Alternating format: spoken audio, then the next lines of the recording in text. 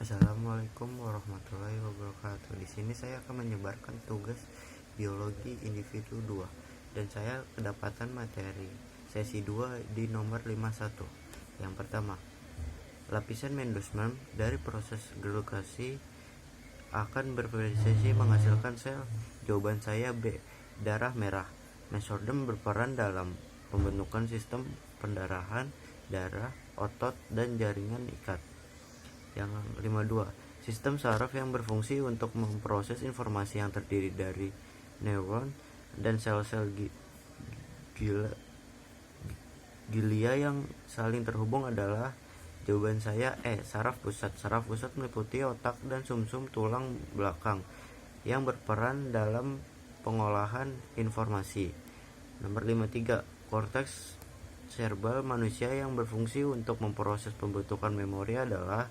Jawaban saya C, hipokampus, berfungsi untuk menyimpan memori jangka panjang, membuat memori tahan lupa, dan mengolah memori deklaratif.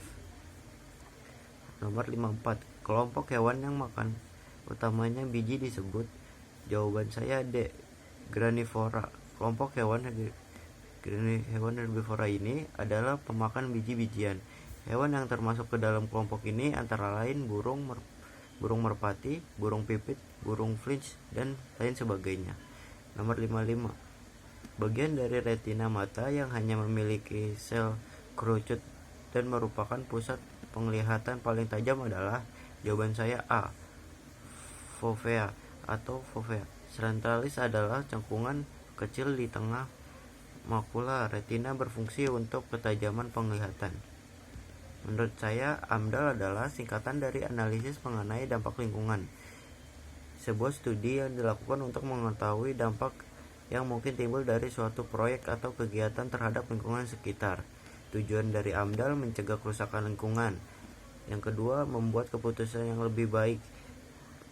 Yang ketiga, mencari solusi yang ramah lingkungan. Sekian dari saya. Wassalamualaikum warahmatullahi wabarakatuh.